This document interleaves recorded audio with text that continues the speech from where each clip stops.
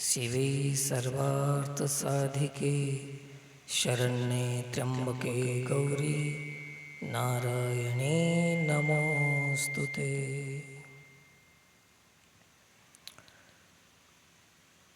माता भगवतीच्या चरणी साष्टांग दंडवत प्रणाम करून आजच्या कार्यक्रमात उपस्थित देवी स्वरूपा युवती शिबिरामध्ये आलेली लहान थोर महिला मुली सर्वांनाच व्यासपीठावरून प्रणाम आहे सर्वांना। आणि आजच्या कार्यक्रमात आदरणीय मंडळी आपल्यासोबत आहेत त्यांनाही प्रणाम करतो। कमीत कमी वेळेमध्ये मी माझं मार्गदर्शन ठेवण्याचा प्रयत्न करेन।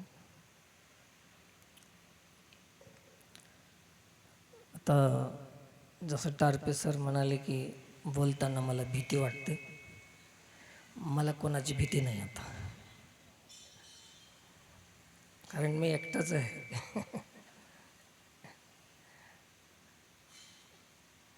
हां, एक गोष्ट चांगली आहे की जसं ज्यांचे आईवडील आहेत, ज्यांचे मुलं आहेत, त्यांना पाहून स्वाभिमान वाटते। तर माझ्यासाठी यांच्यासारख्या एक दोन आई नाहीत, या सगळ्यांनाच स्वाभिमान वाटेल आता, आहे ना। तसं तुमची एकटी आई असेल, पण माझ्या किती आई आहेत। तर गेल्या 3 वर्षापासून भगवत कृपेनं, माता भगवतीच्या कृपेनं आपण काहीतरी केलं पाहिजे। समाजातील आवश्यक कार्य काय आहेत, कोणत्या कामाची गरज आहे, काळाची गरज काय आहे, याच्यावरती विचार करून पाहिल्यानंतर एक युवती शिक्षण शिबिर घ्यावं अशी संकल्पना मनामध्ये आली। मग याच्यासाठी संकल्पना आली म्हणजे काम पूर्ण होत नाही, याच्यासाठी खूप मोठं जाडजोड लावावी लागते, करावे लागते। युवती आल्या पाहिजेत शिबिरमध्ये, मार्गदर्शन करणाऱ्या शिक्षिका असल्या पाहिजेत, कार्यक्रमाचं नियोजन आयोजन करणारे आयोजक सेवा समिती असली पाहिजे। कितीतरी याच्या मागे हे सगळं आहे। आणि यात तुम्हा सर्वांना पाठवून देण्यासाठी त्यांचं बी मन पाहिजे, आईचं आपल्या। या साऱ्या गोष्टी जेव्हा एकत्रित येतील तेव्हा हे शिबिर, एक शिबिर निर्माण होऊ शकते। पण तेवढं कठीण कार्य असूनही देवाला करून घेणं आहे, तर ते कठीण राहिलं नाही। गेल्या 3 वर्षापासून पाहतो की ते इतकं अनुकूल कार्य चाललेलं आहे। अशा या धावत्या युगामध्ये, व्यस्त असलेल्या ह्या काळामध्ये हे काम सफल होणं म्हणजे भगवत कृपेशिवाय हे शक्य नाही। तर या गोष्टीची प्रसन्नता व्यक्त करतो आणि मी थोडंसं मार्गदर्शन तुम्हाला देणार आहे। काही मुलींचा आक्रोश पाहिलो मी की नेहमी नेहमी मुलीचंच काय, मुलासाठी काही नाही। मलाही वाईट वाटलं की मी बी मुलगाच आहे आणि तुमचाच मुलगा आहे ना मी। तर मुलांसाठीही प्रयत्न नाहीत असं नाही, पण जेव्हा त्यांचे प्रयत्न करतो तेव्हा त्यांनाच माहिती असते, आणि जेव्हा तुमच्यासाठी प्रयत्न करतो तेव्हा तुम्हालाच माहीत असते। तुमचं त्यांना माहीत नाही आणि त्यांचं तुम्हाला माहीत नाही। मुलींचं संरक्षण करणं म्हणजे माता भगिनी विशेष करून तुम्हाला ध्यान द्यायची गोष्ट आहे। मुलींचं संरक्षण म्हणजे केवळ मुलीला सांगणं याच्यातच नाही संरक्षण। तर तुम्हाला मुलं आहेत ना,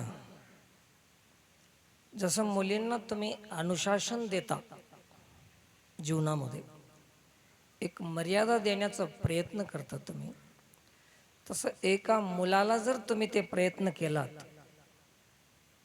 की हे आपली बहीण असते, आपला धर्म असते, आपलं अनुशासन असते, हे माता असते, हे पाप आहे, हे पुण्य आहे इत्यादी, एका मुलाला जर तुम्ही सांगण्याचा प्रयत्न केलात तर ते मुलीचं रक्षणच करण्याची पद्धत नाही का?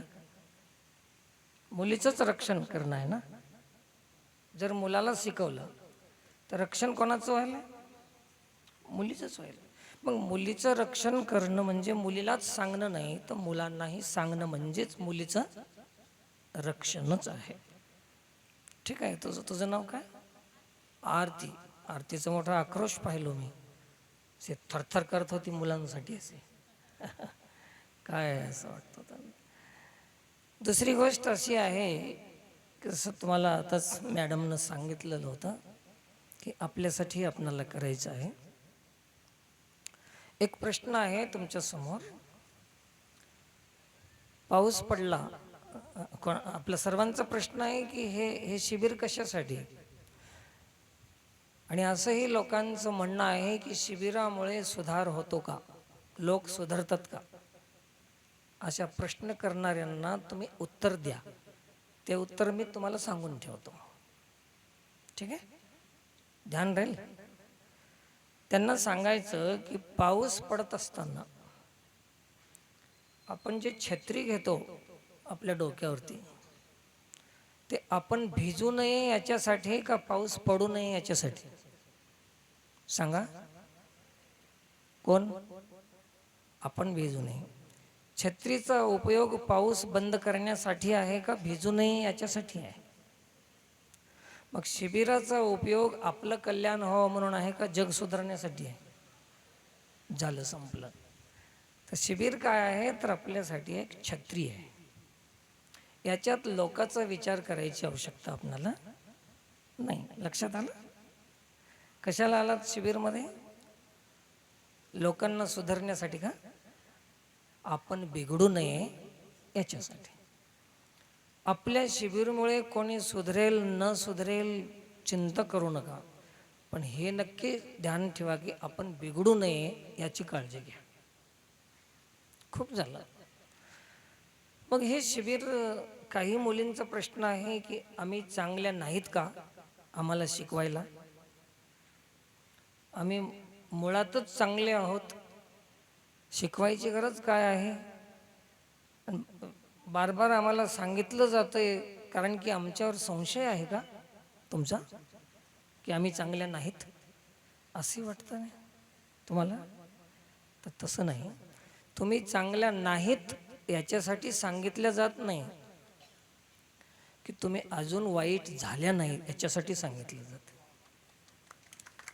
अजून तुम्ही वाईट झाले नाहीत तुम्ही अजून, याच्यासाठी शिबिर सांगितलं जाते. शिबिरामध्ये मार्गदर्शन दिलेलं आहे. एक. दुसरी गोष्ट अशी आहे की तुम्ही चांगल्या आहातच, याच्यात काही संशय नाही. मग हे शिबिर याच्यासाठी आहे की तुमच्यामध्ये चांगुलपणा आहे तो सुप्त आहे. आता महत्वाची गोष्ट सांगालो, तसं या जगामध्ये कोणीच वाईट नाही.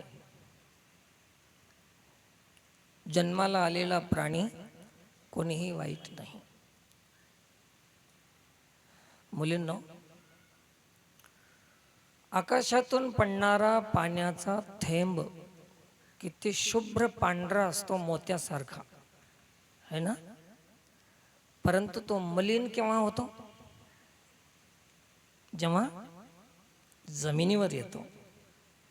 तेव्हा आपण जन्मताच पापी नाही, अन्यायी नाही, अपराधी नाही, दोषी नाही आपण. परंतु जेव्हा या सृष्टीमध्ये आपण बाहेर निघतो तेव्हा अनेक प्रकारच्या संगती घडतात आपणाला, आणि त्या संगतीचा दुष्परिणाम आपल्यावर होतो. आणि दुष्परिणाम झाल्यामुळे आपल्यातला चांगलेपणा नष्ट झाला नाही, लुप्त झाला, लोप झाला. लोप होणं आणि नष्ट होणं दोन अलग विषय आहेत. सुप्त दशेमध्ये आहेत. मग तुम्हाला एक कथा माहीत आहे का समुद्र मंथनाची? जेव्हा स्वर्गस्थ असणाऱ्या स्वर्गीय राजा इंद्राचं वैभव, ऐश्वर्य, संपत्ती ऋषीच्या शापामुळे समुद्रामध्ये ग्रस्त झाली, समुद्रामध्ये बुडून गेली. आणि पुन्हा ते संपत्ती बाहेर काढण्यासाठी जे प्रयत्न केला होता त्याला म्हणतात समुद्र मंथन. आणि ते कोण कोण केलं होतं? देव आणि दानव. असुर है ना, दानव म्हणजे राक्षस, दोघांनी केलं होतं ना. तर त्याचं असं आहे की दानव एकीकडे ओढतात, देव एकीकडे ओढतात. यांची ओढ एकीकडे आहे, त्यांची ओढ एकीकडे आहे. आणि असं दोघांच्या ओढाओढीमध्ये काय निघालं? आधी तर विषच निघालं होतं ना. 14 रत्न नंतर आहेत. चांगलं काम करत असताना पहिल्यांदा काय हाताला येते आपणाला? विषासारखं संकट आपणाला सोसावं लागेल. कुठलीही चांगली गोष्ट करायची असलं तर वाईट सोसल्याशिवाय चांगलं होणार नाही. म्हणून तुम्हाला चांगलं ऐकायला वाईट वाटतंय, पण ऐकल्यानंतर चांगलं झाल्याशिवाय राहत नाही, हे निश्चित. आता इथं ओढाओढा आहे, समुद्रमंथनासारखं आहे. तर आपल्यामध्ये 2 मन आहेत आणि 2 प्रकारची शक्ती आपल्यामध्ये पडून आहे. एक दैवी शक्ती, एक आसुरी शक्ती. नाव ध्यान ठेवा. आणि आपल्यातील 2 मन आहेत. एक मन म्हणते की शिबिरला जाव, दुसरं मन म्हणते काय सांगणार आहे, गेल्या वर्षी सांगितलेलंच आहे ना. एक मन म्हणते नाही गेलेलं बरं राहील, दुसरं मन म्हणते नाही आपल्या व्यवहाराच्या विरुद्ध चर्चा असते, आपणाला तर सैराट वागायचं आहे आणि तिथं तर नियंत्रण देणार आहेत आपणाला, मग जायचं कशाला. एक मन म्हणते असं, एक मन म्हणते तसं. हे कोण आहेत 2 मन? शिबिरला यावं म्हणते ते देवाकडला भाग आहे, दैवी मन आहे. आणि नको म्हणून सांगते ते आसुरी मन आहे. या 2 मनामध्ये मंथन चालू आहे, निरंतर मंथन आहे आपल्या जीवनामध्ये, रोज मंथन आहे. वाईट करायला सांगते, प्रवृत्त करते एक मन, आणि चांगलं करायला प्रवृत्त करते दुसरं मन. या दोघांमध्ये जो संघर्ष आहे, खिंचाताणी आहे, हे काय चालू आहे? मंथन कशाला म्हणतात? एक इकडं ओढते, एक तिकडं ओढते. असं ओढाओढीमध्ये आपली तानातान होईल की नाही प्रत्येकांची. मग शेवटी आपण जेव्हा देवाकडे ओढल्या जाते तेव्हा दैवी संपत्ती विकसित होते, आपल्यामध्ये जागृत होते. आणि जेव्हा आसुराकडे ओढल्या जाते तेव्हा आसुरी स्वभाव आपल्यातला जागृत होते. ऐकायला ना, नीट लक्ष देऊ काय काय जागृत होते. मग आता आपण इथं जे आलोत ते कोणती शक्ती जागृत करण्यासाठी आलोत? दैवी शक्ती जेव्हा जागृत होते तेव्हा आसुरी शक्तीचा नाश होतो. मग आपल्यासारखा विजयी आणि संपन्न असा कोणीच राहणार नाही.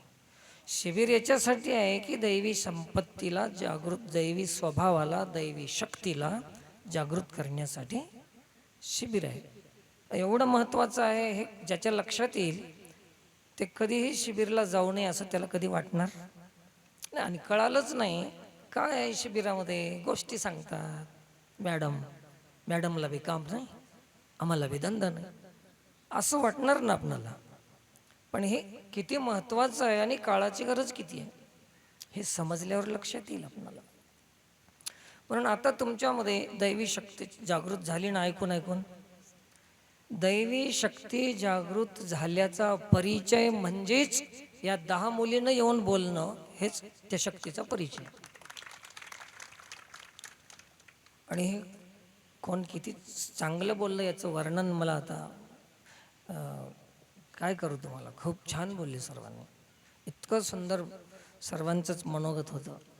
मलाही वाटत होतं की असे माणसं असतील की नाही. माणसं आहेत पण भेट झाली नाही. आणि जेव्हा त्यांची भेट होते तेव्हा वाटते की नाही आपण बी चांगल्या दुनियामध्ये आहोत आता. खूप आनंद वाटते असं. आणि खूप सुंदर आपण सर्वांनी बोललेलं आहे.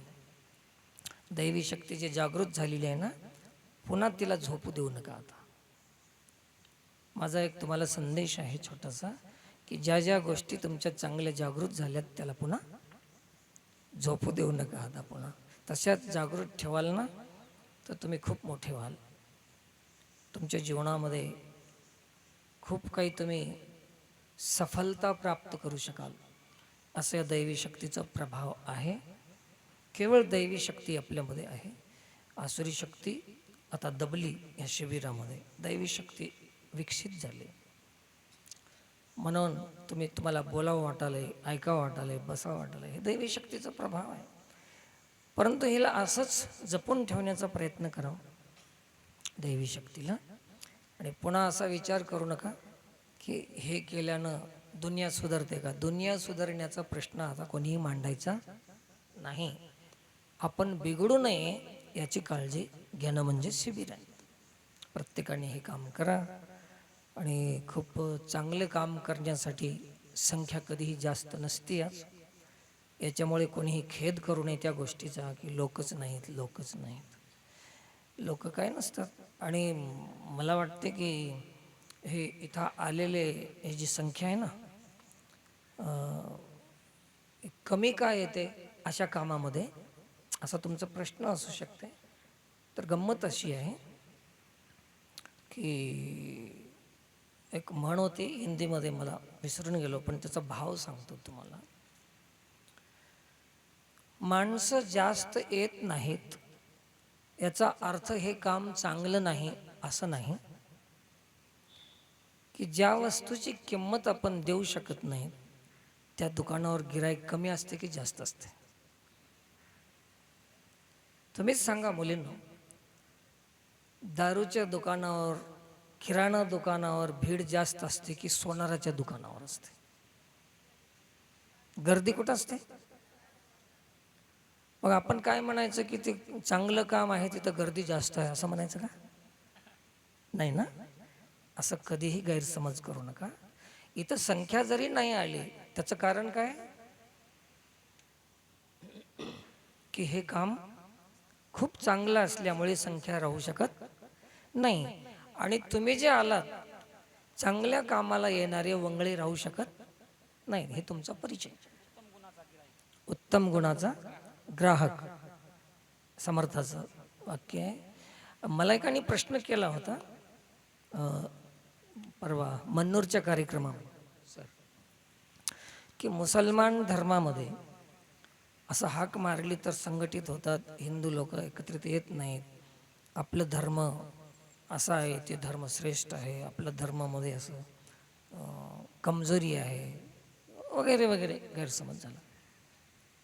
तर त्यांना समजावून सांगितलं त्याचं कारण आहे की हिंदू धर्मामध्ये संख्या का येत नाही, तर हिंदू धर्मामध्ये आणि मुस्लिम धर्मामध्ये अथवा कोणत्याही धर्मामध्ये काय फरक आहे. जास्त संख्येनं संघटित होणे आणि कमी संख्या येणे याच्यातलं कारण काय आहे याचं संशोधन केल्यानंतर माझ्या लक्षात असं आलं की आपला जो धर्म आहे तो खूप मोठा पवित्र धर्म आहे. याच्यामध्ये असं सांगितलं जातं की परस्त्री माते समान, दारू पिणे ठीक नाही, मुलींना बहिणीसारखं समजा, अन्याय करू नका, दुसऱ्याला लुटू नका, धोका देऊ नका. हे सगळं बंधन बंधन बंधन, नियम संयम अनुशासन दिले जाते. आणि त्यांच्यामध्ये लूटो, मारो, काटो, लव जिहाद करो, बच्ची को उठा के ले जाओ, हे सगळं सांगितलं जाते. कुठं लोक जास्त जमतील सांगा. आता कोणता श्रेष्ठ धर्म संख्येवर अवलंबून आहे का? कशावर अवलंबून आहे तो? गुणवत्तेवर, संस्कारावर, पावित्र्यावर, अनुशासनावर अवलंबून श्रेष्ठ म्हणावं का संख्येवर? कुठेही गेले की लोक संख्याच म्हणाले. संख्या काय करणार? संख्या बाजारात काही कमी संख्या असते का? म्हणजे काही महात्मा आहे तिथं? असं काही नाही. असा गैरसमज करू नका. तुम्ही ज्या इथं आलात ज्या संख्येनं, ते खूप मोठी संख्या आहे. मोठी नसली तरी मोठ्या मनाची संख्या आहे, चांगल्या गुणाची संख्या आहे. हेच आपलं खूप मोठं नशीब म्हणा. आणि असंच शिबिर नंतर आपणाला दरवर्षी घेण्यासाठी मॅडमला कोण कोण फोन करणार आता? मुलींपैकी जे चांगले असतील ते फोन करणारच ना, किंवा फोन केलेले चांगलेच असतील. तर तुम्ही स्वतः सांगितलं पाहिजे की आम्हाला शिबिर पाहिजे. आता नारायण महाराजांना पुन्हा याचं सांगायची आवश्यकता पडू नये अशी काळजी तुम्ही स्वतः घ्यायची आहे, असं अपेक्षा करतो आपल्या सर्वांकडून. आणि आपल्या सर्वांचं सहयोग, की कोणाचं नावनिर्देश मी घेत नाही, की ज्या ज्या लोकांनी या समाज उपयोगी आणि धर्म, संस्कृती, महिला रक्षण या सगळ्या गोष्टीवर संवेदनशीलपणानं ज्यांनी ज्यांनी आपलं योगदान दिलेलं आहे, सहकार्य केलेलं आहे, अशा समस्त सेवा समितींना मी साधुवाद देतो व्यासपीठावरून आणि मनपूर्वक धन्यवाद करून जास्त वेळ घेत नाही, कारण वेळ संपलेलाच आहे. म्हणून झालेली सेवा माता भगवतीच्या चरणी समर्पित करून पुन्हा पुढच्या वेळी पुढच्या वर्षीच्या कार्यक्रमाची अपेक्षा ठेवतो. आशा करतो आपल्या सर्वांची की शिबिरात तुम्ही जे काही श्रवण केलेलं आहे त्या विषय तुम्ही आपल्यासोबत घेऊन जाल, आत्मसात कराल आणि आपल्या जीवनामध्ये निश्चितच कल्याण साध्य कराल अशी भगवतचरणी प्रार्थना करतो आणि आपल्या सर्वांकडून विश्वास करतो. तर खूप खूप धन्यवाद. एक बार जयघोष करूया. भारत माता की, भारत माता की, भारत माता की.